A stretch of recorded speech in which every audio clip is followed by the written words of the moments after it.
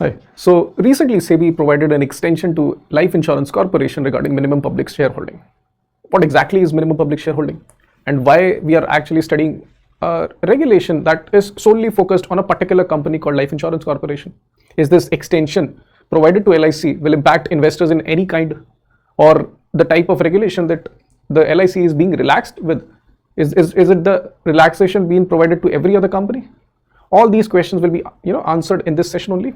I welcome all of you to the a concept under 5-minute series. My name is Mayank Barua. Let's discuss this.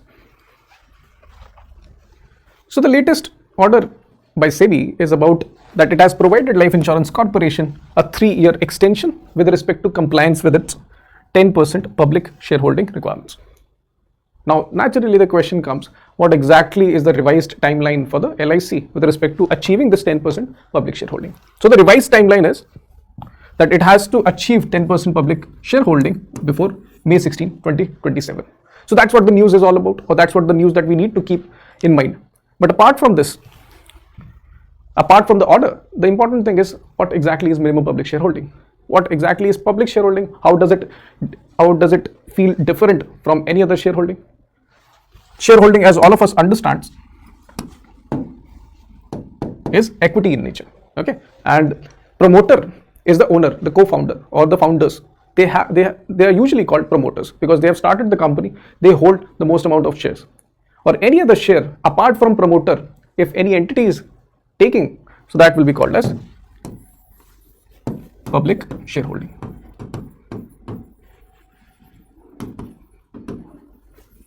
For example, think about any company where you see naturally कि promoter के पास एक holding रहती है, for example 60 to 70%, then FIIs come, foreign institutional investors, then domestic institutional investors also put in some money as a shareholder in that particular company, and then the retailers also come. So any other shareholder apart from promoter, all of these combined will be called as public shareholding. So the SEBI's regulation is with respect to these shareholding only. तो SEBI ने बोला है कि LIC आपको अपने 10% shares public को देने हैं. That means either you can give it to FIIs, you can give it to DIIs, or you can give to other public entities, except the promoter.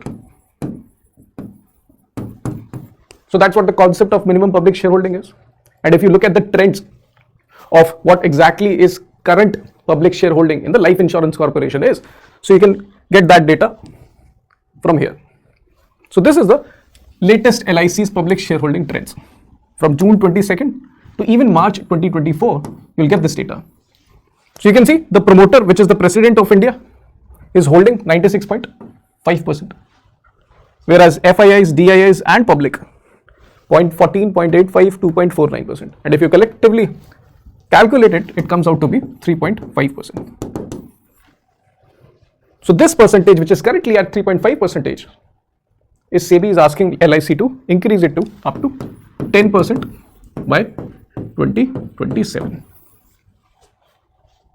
It has provided a relaxation of 3 years or extension of 3 years to achieve this public shareholding requirements. Now, what exactly its impact will be on investors, especially LIC investors?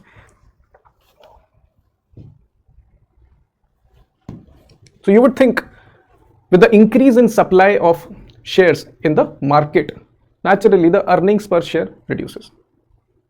Okay, and if without the extension being provided to LIC, if that would have been complied by LIC within that same particular year, that would have provided the promoter to provide follow-on public offer.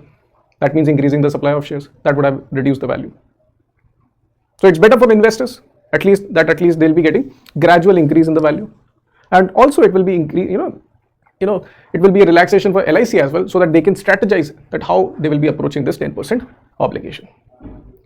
But this is, it's like a win-win situation for LIC investors as well as LIC. But is it the norm for every other listed company? Is every other private listed company or any other company that is listed on the stock market have an obligation of 10%? No, because there is a huge discrimination with respect to other companies, because other companies have to achieve 25% minimum public shareholding. Okay?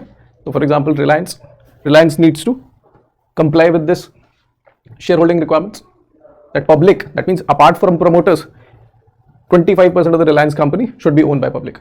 Similarly, if any other company, for example, take Happiest Minds, take HDFC Bank and take any other bank, they need to fulfill with this minimum public shareholding requirements. So what do you think? Is this a preferential treatment provided to LIC, or is it just a cautious regulation provided to the largest insurance or insurance company of India? I would want to know your guys' opinions also on this matter, but this is what the situation is as of now.